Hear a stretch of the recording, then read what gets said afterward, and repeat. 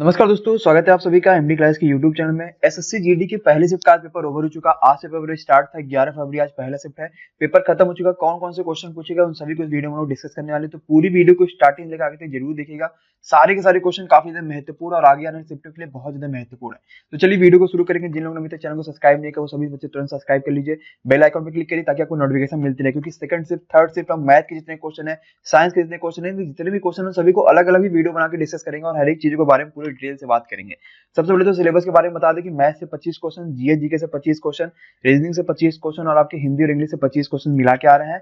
Question का level कुछ hard नहीं है, क्वेश्चन का लेवल बिल्कुल इजी आ रहा है। आपने वही सारी चीजें जो आ रही है, जो हम लोगों ने पढ़ा हुआ पहले, वो सभी चीजें आ रही है। बहुत इजी पेपर आ रहा है, बहुत सारे क्वेश्चन है, सभी को डिस्कस करेंगे। सबसे पहला क्वेश्चन बच्चों आता है आप सभी के लिए, पानीपत का तीर्थी युद्ध। देखिए, हर एक क्वेश्चन को हम लोग पूरा डिटेल से जानेंगे ताकि आगे आने वाले जो शिफ्ट है ना उनके लिए इंपॉर्टेंट, क्योंकि वीडियो क्यों बन रही है, क्योंकि जो आगे बच्चे हैं जिनके आगे पेपर है उनके लिए बहुत ज्यादा महत्वपूर्ण है, इसलिए वीडियो उन्हीं के लिए बन रही है।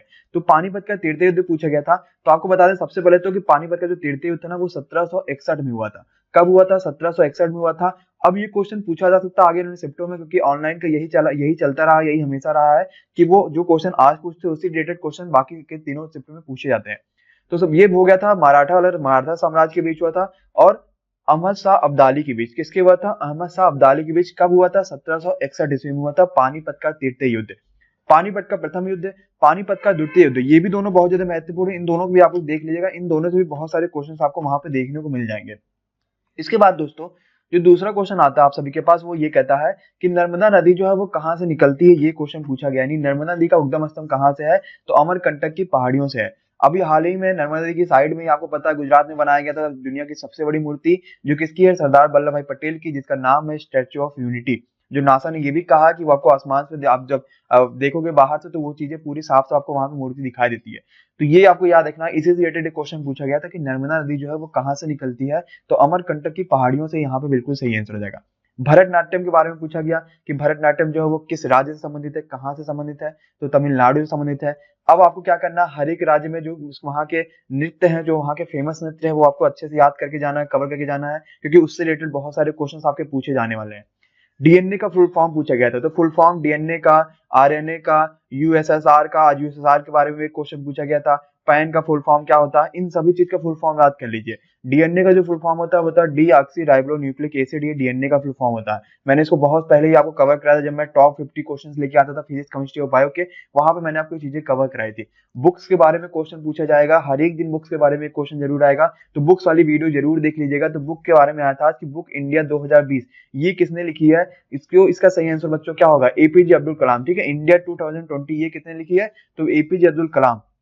बुक के बारे में जो एक क्वेश्चन आ रहा है वो जरूर आएगा। आज ये क्वेश्चन के बाद था, कल वो क्वेश्चन आएगा, ऐसे ऐसे क्वेश्चन आपको रिपीट होते मिलेंगे। ठीक है, एक क्वेश्चन आया था कि ये क्वेश्चन आपका आया था। ठीक है, इसका पूछा गया था कि एक दुकानदार 55 संतरा को बेचता है और 11 संतरा के विक्रय मूल्य के बराबर लाभ कमाता है, तो दुकानदार को कितने प्रतिशत का लाभ मिला? मैथ में ये क्वेश्चन आया था। अभी तक मुझे मैथ के सिर्फ एक ही क्वेश्चन मिले। और देखिए, अगर आपका आज पेपर है तो नीचे आपको मोबाइल नंबर दिख रहा है, मैं मोबाइल नंबर बोल देता हूँ 630 752 36 26। अगर आपका आज पेपर है ना तो जल्दी से इस नंबर पे अपने जो भी क्वेश्चन है वो जल्दी जल्दी भेजते रहिए। व्हाट्सएप नंबर है, व्हाट्सएप पे होगा, सिर्फ यहाँ पे कोई कॉलिंग नहीं होगी। ठीक है, जल्दी जल्दी आपके जैसे पेपर होते जा रहे हैं तुरंत यहाँ पे क्वेश्चन को भेजते रहिए, ताकि मैं देख पाऊँ कौन से क्वेश्चन आज पूछेगा जो महत्वपूर्ण है, और ऐसे ही आपको आगे वाले वीडियो में मिलते रहेंगे। ठीक है, सभी के सभी क्वेश्चन आए हुए हैं, बहुत ज्यादा महत्वपूर्ण है। इस क्वेश्चन को कैसे करेंगे? कितने का लाभ हुआ? मुझे 11 का लाभ हुआ। कितने पे? 55 में से 11 हम माइनस करेंगे। क्यों? क्योंकि विक्रय मूल्य के बराबर लाभ होगा। अगर विक्रय मूल्य के बराबर लाभ होता है तो हम दोनों को माइनस करके नीचे लिखते हैं, इंटू 100 करेंगे। अगर यही हानि होता तो हम दोनों को प्लस कर देते हैं। कब? लेकिन जब विक्रय मूल्य के बराबर लाभ या हानि होता तब। अगर यही चीज क्रय मूल्य के बराबर होता तो सीधे हम नीचे 55 को लिखते हैं। समझ रहे हो आप चीजों को? मैं क्या कहना चाह रहा हूँ, मैं ये कहना चाह रहा हूँ अगर विक्रय मूल्य के बराबर लाभ या हानि है तो चीजों को हम लोग प्लस और माइनस करके लिखेंगे। अगर लाभ है तो माइनस लिखेंगे और हानि है तो प्लस करके लिखेंगे। लेकिन अगर वही चीज क्रय मूल्य पे लाभ या हानि होती तो हम चीजों को प्लस माइनस नहीं करते, जितना हमें यहाँ पे दिया उतना ही हम नीचे लिख देते। तो 25% यहाँ पे बिल्कुल सही आंसर आएगा। देख लीजिएगा, बिल्कुल सही आंसर। जितने बच्चों ने 25% लगाया होगा उनका यहाँ पे बिल्कुल सही आंसर हो जाएगा। ठीक है, चलिए अगले क्वेश्चन में हम लोग बात कर लेते हैं। अगला क्वेश्चन जो आता है आप सभी के लिए, क्वेश्चन ये कहता है कि इंग्लिश चैनल पार करने वाली प्रथम भारतीय महिला, ये बहुत ज्यादा महत्वपूर्ण है, बहुत ज्यादा ट्रेंडिंग में क्वेश्चन रहा, तो मुझे 100% आशा था कि ये क्वेश्चन जरूर पूछा जाएगा। तो इंग्लिश चैनल जो पार करने वाली प्रथम भारतीय महिला है वो कौन है? आरती साहा है। और ये किस राज्य से संबंधित है, ये भी क्वेश्चन आपसे पूछा जा सकता है। तो ये किससे संबंधित है? ये संबंधित है पश्चिम बंगाल से, ठीक है। किस राज्य से संबंधित है, ये क्वेश्चन भी आपसे जरूर पूछा जाएगा और इसको आपको अच्छे से कवर करके रखना है, क्योंकि ये बहुत ज्यादा इंपॉर्टेंट है, बहुत बार ये पूछा भी जा रहा है। तो किस राज्य से संबंधित है ये संबंधित आपकी पश्चिम बंगाल से। तो इंग्लिश चैनल को पार करने वाली प्रथम भारतीय महिला जो है वो कौन हो गई? आरती साहा हो गई। चलिए अगले क्वेश्चन पे आते हैं। ये बहुत बड़ी स्विमर भी आरती साहब को पता ही है इनके बारे में, बहुत अच्छी और बहुत बड़ी स्विमर है जो काफी फेमस भी है। श्रीलंका में गृह युद्ध कब समाप्त हुआ? ये क्वेश्चन पूछा गया। तो जनवरी 2009 में समाप्त हुआ। श्रीलंका में गृह युद्ध बहुत टाइम से चला आ रहा था और 2009 में जाके ये गृह युद्ध होम और जो है वो समाप्त हो चुका है। यूएसएसआर का विभाजन कब हुआ? 1992 ईस्वी में। कब हुआ था यूएसएसआर का विभाजन? 1992 ईस्वी में हुआ था। 1992 is the right answer of this question. इसके बाद देखिए बहुत सिंपल एक क्वेश्चन आ गया था कि NaCl का फुल फॉर्म बताओ। तो NaCl किसका नाम है? साधारण नमक का फॉर्मूला है, NaCl उसका नाम है। इसका जो फुल फॉर्म हुआ है सोडियम क्लोराइड। क्यों? क्योंकि Na से क्या होता है? सोडियम होता है, Cl से क्या होता है? क्लोराइड। अब देखिए सोडियम का परमाणु क्रमांक पूछा सकता है तो कितना होता है? 11 होता है। क्लोरीन का भी याद रख लीजिए, ठीक है। तो NaCl क्या हो गया? सोडियम क्लोराइड हो गया। रचना के बारे में मैंने आपसे कहा एक क्वेश्चन आएगा। और जो बुक्स है ना, जो अभी अभी बुक्स लिखी जा रही है, जो इंपॉर्टेंट बुक्स है वो भी सब आप लोग पढ़ लीजिए। 2018 2019 ये दोनों बुक्स एकदम रट डालिए। बाकी जो फेमस है जैसे कि एपीजे अब्दुल कलाम की आज बुक्स पूछी गई वो आप याद कर लीजिए। इस तरह के जो फेमस है वो आप याद कर लीजिए। बाकी जो फेमस है जो वो याद करिए 2018-19 के, आपको पढ़ के अच्छे से जाइए। शाहनामा किसने लिखा था? ये क्वेश्चन पूछा गया था। तो एक महाग्रंथ है शाहनामा जिसकी रचना किसने करी थी? फिरदौसी ने करी थी। और शाहनामा ने आरपीएफ में भी पूछा गया था। तो क्वेश्चन को रिलेट आपको दिख रहा है तो आरपीएफ को जो एनालिसिस हम लोग कर रहे हैं वो भी जरूर के देखिए, वो भी बहुत ज्यादा महत्वपूर्ण है। देवप्रयाग के बारे में पूछा गया था। देवप्रयाग क्या है? तो याद रखिए अब जब अलकनंदा और भागीरथी जो नदियां होती हैं वो दोनों जब संगम में मिलती हैं, एक साथ मिलती हैं, तो ये जो संगम होता है इसको हम लोग देवप्रयाग बोलते हैं, ठीक है। ये कहाँ पे है? ये क्वेश्चन अगले सेट में पूछा जाता है। तो ये उत्तराखंड राज्य में है। तो अगले सेट में जो क्वेश्चन पूछा जाता है वो भी आप लोग देखिए, उससे भी बहुत सारी चीज आपको देखने और सीखने को मिलेंगी।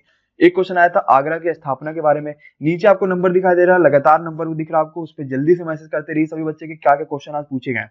आगरा की स्थापना के बारे में पूछा गया था। तो आगरा की स्थापना किसने करी थी? सिकंदर लोदी ने करी थी। हो सकता है अगले सेट में इससे सन पे पूछा सके, तो आपको बता दें कि 1504 ईस्वी में आगरा की स्थापना हुई थी, ठीक है। और ये राजधानी भी रही थी मुगल साम्राज्य की कब तक? 1526 से लेकर 1658 तक ये राजधानी भी रही थी। उसका दिल्ली चेंज हो गई थी।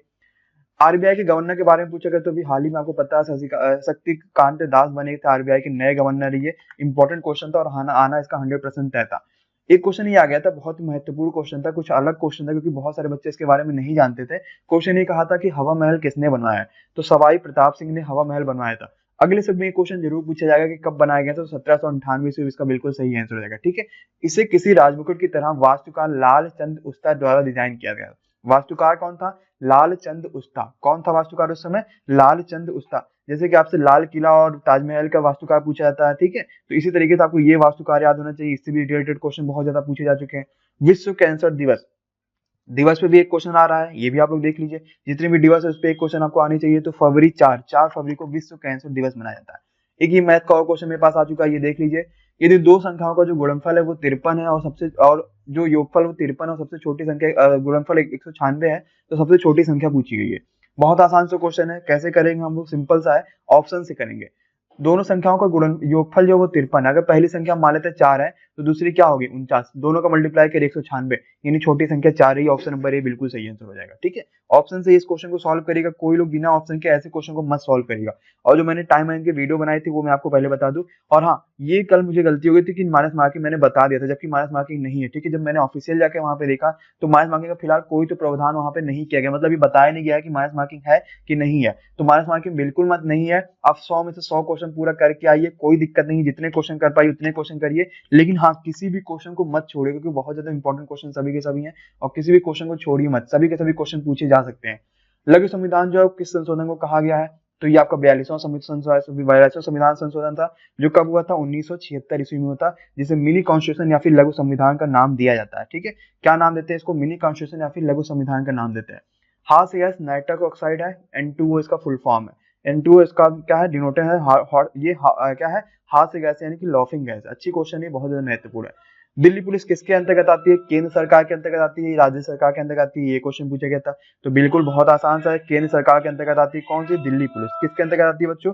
केंद्र सरकार के अंतर्गत आती है। आसान सा क्वेश्चन था, महत्वपूर्ण क्वेश्चन था। एक क्वेश्चन ये आता है कि साइना नेहवाल जो है वो किस खेल से संबंधित है, तो बैडमिंटन से संबंधित है। कौन? साइना नेहवाल। किस खेल से है? बैडमिंटन से संबंधित है। बहुत आसान सा क्वेश्चन है। देखिए बच्चों, पेपर्स आपके हो रहे हैं, बहुत ज्यादा महत्वपूर्ण है, लेकिन बहुत सारे बच्चों में खाली यही प्रॉब्लम है कि सर उन्हें ये मतलब जो अपना टाइम मैनेजमेंट है वो नहीं कर पा रहे। तो इसके लिए एसएससी जीडी का आपको नीचे मिल जाएगा प्रैक्टिस सेट, वो जरूर खरीदिएगा। 149 रुपए प्रैक्टिस सेट आपको 119 की मैं दिलवा रहा हूँ, सिर्फ आपको कूपन कोड में वहाँ पे एमडी क्लासेस डाल देना, ठीक है। और इसको तुरंत खरीदिए। पहले 200 बच्चों को सिर्फ 20% की छूट मिलेगी, बाकी आप अगर खरीदोगे तो आपको छूट नहीं मिल पाएगी। इसीलिए उस प्रैक्टिस कोड जरूर खरीदिए, वो बहुत ज्यादा महत्वपूर्ण है और बहुत इंपॉर्टेंट प्रैक्टिस सेट है। बहुत सारे क्वेश्चन आपको वहां से सीखने और देखने को मिल रहे हैं। वहां सबसे बड़ी बात यह कि आप वहां से प्रैक्टिस सेट को लगा के अपना टाइम मैनेजमेंट कर सकते हो। जो मैंने टाइम मैनेजमेंट आपको बताया था उस हिसाब से अपना टाइम आप मैनेज कर सकते हो, ठीक है। तो उसको जरूर खरीदिए, बहुत ज्यादा महत्वपूर्ण है।